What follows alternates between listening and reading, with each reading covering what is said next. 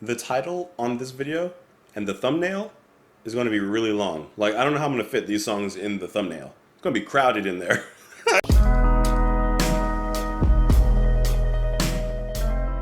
Hey, what's going on, guys? Welcome back to the channel. I hope that you're having a beautiful day. Thank you so much for being here. My name is Justin, and today we are finishing side one of Elias of Sunhillow by John Anderson. This will be the songs Dance of Ranyart / Elias, Kukwak and Transic, and Flight of the Moorglade. We've done the first two songs off of this album already quite a while ago, and I figured let's go ahead and finish side one like this. I've been listening to the first two songs 3 times in the past few days just to kind of get it back in my head. And before we begin on this listen with Dance of Ranyart, we'll go back a little bit into the previous song, Meeting, just to let it flow over into it. So I'm listening to Meeting, right? Garden of Gata, the second song on the album. And doesn't it remind you of Lucy in the Sky with Diamonds? Like, listen to the verse and listen to the way John sings it. It sounds like Lucy in the Sky. Anyways, also, one of you lovely, beautiful people had gifted me the vinyl copy of the album, which has lovely artwork, which I'll be following the lyrics on here as well. But look at the artwork here. Like, I don't know what you guys can see. I'm trying to make sure it's shaded right. There you go. That's some beautiful artwork there. And then we'll put that here for now. Then, of course, the record is actually in here. Front of it, back of it. So that was just a really lovely gift. And the lyrics are on here. So let's see. I will put that right there so I can follow it. And then the actual album art, let's just like sneak it right here. That'll do. Anyways, I hope that you guys are having a beautiful day. Thank you so much for being here. It's not exactly a long song Saturday, but I'm also not 100. I'm not at 100% right now. I got a little cough, little thing going on. Don't worry, it's not what you think it is. I'm vaxxed. I already tested it just to make sure it's not. But just a little under the weather, so I figured let's just chill, relax with Mr. Anderson. And let's do it. This is John Anderson with Dance of Ranyart, and Transic, and Flight of the Moorglade. But we'll start in part of Meeting with Garden of Gata. Here we go. Let's do it.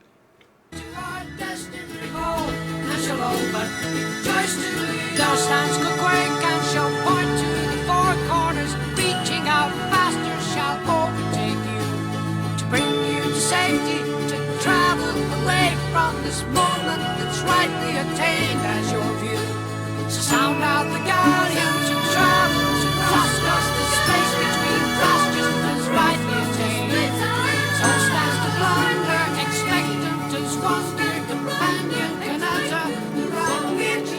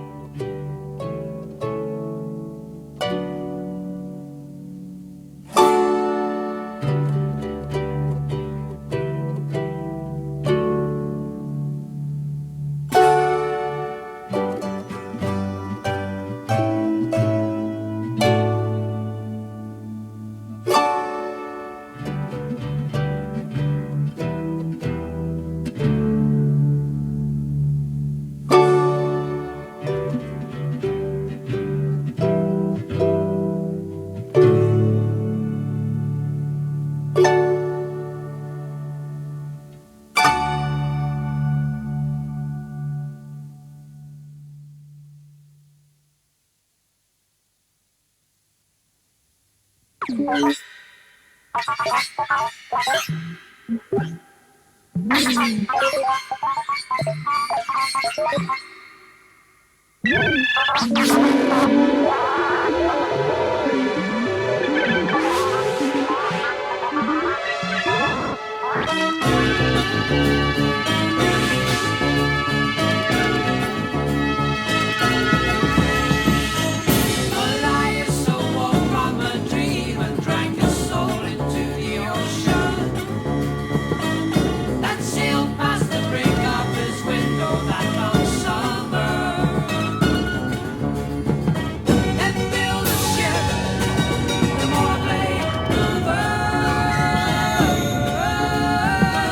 sail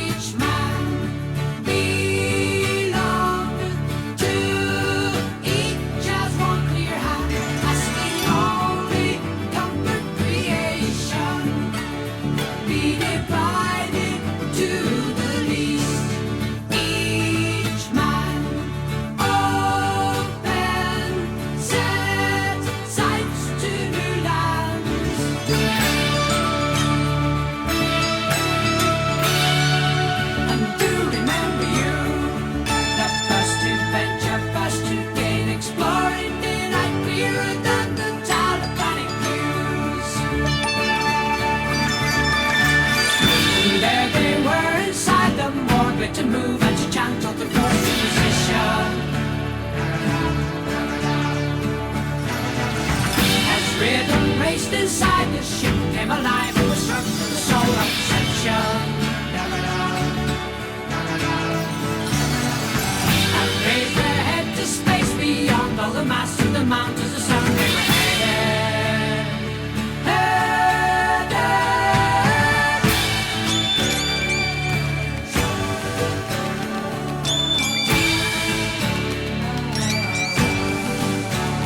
Word of life rejoiced the sunlight, course the flower to open wide. Open, they ride, climb into the dark sky. Such a moment kindly lingered. They set sail from Tidal Cross. To lead you is to take them from the westland to the east. As words are spoken, oh courage be the token as the beast. Wide-eyed removing the precious moment we have seen.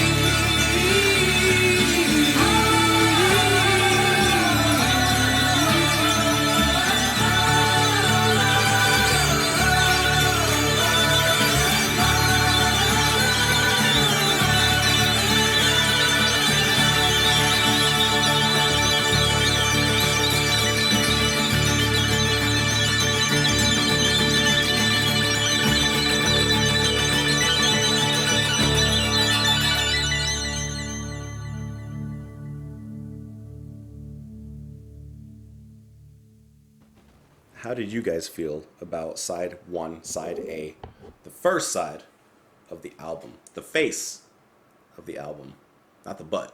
We'll get to that next week, but the face of the album. So listen, I think a few things out of this. First, I'm pretty sure I mentioned it last time we did a reaction to the first two songs on the album, but I think it's so impressive how John Anderson is doing everything in this album. He is playing so many things. The Moog, the organ, mellotron, mandocello, sitar, glockenspiel, Irish harp. I'm literally just looking at this list and bouncing around my eyes, like just choosing random things. There's so many instruments that he's playing, that he's incorporating into the sound here. And I feel like for all the variety of instruments that are being used, he uses them all appropriately. He uses each one for the job it's meant for. The chimes, the bells, the guitar, of course, and the synth and the moogs, just the little lines of synth that weave their way in and out of this like little alien languages. I think the whole thing sounds really cool the way he brings it all together. And of course, you have his voice to unite it all. Now, if you're not a fan of John Anderson's voice, I don't feel like this is going to change your opinion. But if you are a fan, or if you're on the fence, I feel like this might solidify or bring you onto the side of John Anderson. Because he sings so beautifully here, especially at the end of Flight of the Moorglade, where, as far as I can tell, the ship has been constructed and it has set sail for a new planet, for a new hope. Star Wars reference. And the way that his voice just rings out, almost like singing out over a mountainous cry of victory, of, like I said, of hope and joy. Like, he brings it here. And I still think it's really impressive how, like, each of the members of Yes kind of took some time off to make their own albums, and this was John's input. And I feel like when the other band members heard this album, they were like, John, right? Like, I feel like they had that very impressed kind of reaction, probably listening to it, I feel like they were all probably impressed with each other's albums, even though I haven't heard anyone else's album. But I feel like they were all probably pretty impressed, especially with what John could do. Another thing about the album that I noticed as we're going through it here, but especially in like the first song and the song, the fourth one here, Kokwak, and Transic, Neon, Transic Toe, whatever that means. The whole album has a very shamanistic, you know what I mean? Kind of know what I mean? Like, it has a shaman kind of energy to it. And I would attribute that mostly to the spiritual energy that John's always brought into the music. Listening to Yes, He brings it with his poetic words, his lyricism, and now we get the full-hearted John here, as he's the only one providing the music, and we hear that heart beat. And the lifeblood that bleeds here in the album has a very strong ritual spirit. It just feels very tribal, but of high thought and high concept, like it's speaking towards a higher power in a sense. Now, even though the story is very like alien races and stuff like that, it also feels kind of human. You know, while the story may be about aliens, it doesn't feel so far off to sound otherworldly, right? Like, for example, when listening to Oxygen by Jean-Michel Jarre, like, that sounds alien, right? Cool, but that sounds alien. That doesn't sound human to me. This sounds alien, but not too distant, like a reachable galaxy. So I just think it's really cool how John brings all these different elements, brings all these story the narratives and everything. He just brings it together really well. Now, personally, my favorite track out of all these is Kokwak, as I'll call it. The build-up, gorgeous. That's where I really feel that intense shamanistic energy. The way the drums come in, fantastic. Listen, hold on, let me bring it back. This is a nice ambient set piece, right? But let's pull up the drums.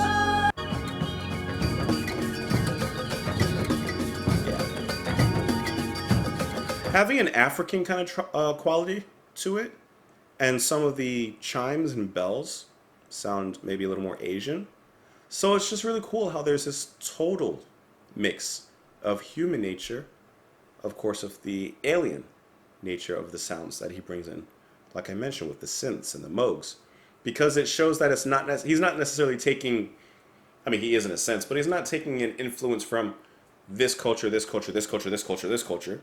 He is, in a sense. But he's putting it together so it's more human culture and a celebration of every human culture. That kind of makes sense a little bit? Hope so. You can hear his sitar playing. I love how he sings over it.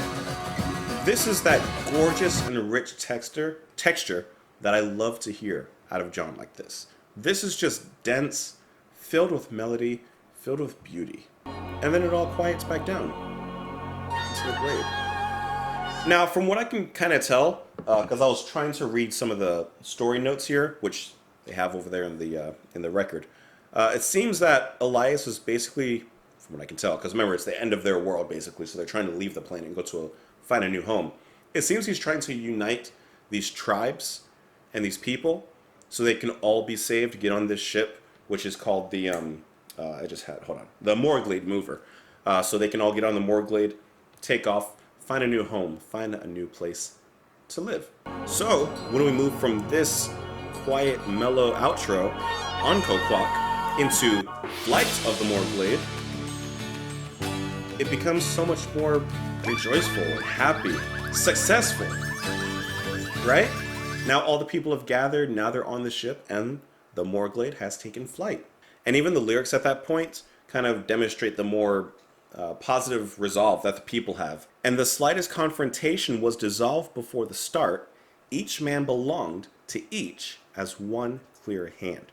So it wasn't like they were worried about their differences, whatever the tribal differences or cultural differences, whatever they were, between each of the different, alien races. They were all just united in this one purpose. And even the slightest confrontation was dissolved before it even started. Each one had found their purpose with each other. And they had a unified goal in mind. And I love the way that this melody moves. That's good. That's a celebration, I want to say, of humankind, but of course this is more alien kind.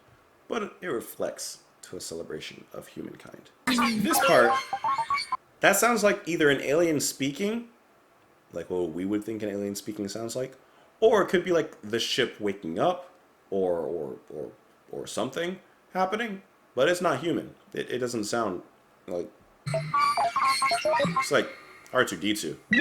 But from that moment, the lyrics are, Elias awoke from a dream and drank his soul into the ocean that sailed past the brink of his window that long summer. Then build the ship, the Moorglade mover, to sail a silence which nobody knows. So that was where he found purpose. That was where he awoke in a sense. And coming back into this section, just the way that he's chanting on top of the drums and the whole mood of this. This is just you get lost in a trance. That's so cool. Okay, so now I'm just looking on Wikipedia, just reading a few facts, and you know, I love to learn a few little side facts. It says Anderson was cautious over the music and refused to play it to anyone else in case they did not like it, including his wife and Atlantic president, Ahmet Erdogan. Dune was the only other person that heard the album. Anderson named Yes keyboardist Rick Wakeman and Patrick Moraz and Vangelis as influences in his keyboard work in the album. And then at one point, the label was mad that Vangelis played on the album, and he was like, "No, I didn't play on the album. That's all John." Anyways, I think that's hilarious. I think this is great so far. Next week, I can't speak. We'll finish out side 2 of the album. Once again, hope that you guys enjoyed the music, as that's it's a big part of the channel. You guys can also join me in the comments down below. If you're new here, introduce yourself. I know there's a few of you that are quiet, that hide there in the back, thinking the teacher won't call on you, but Teach just called. He's calling on you.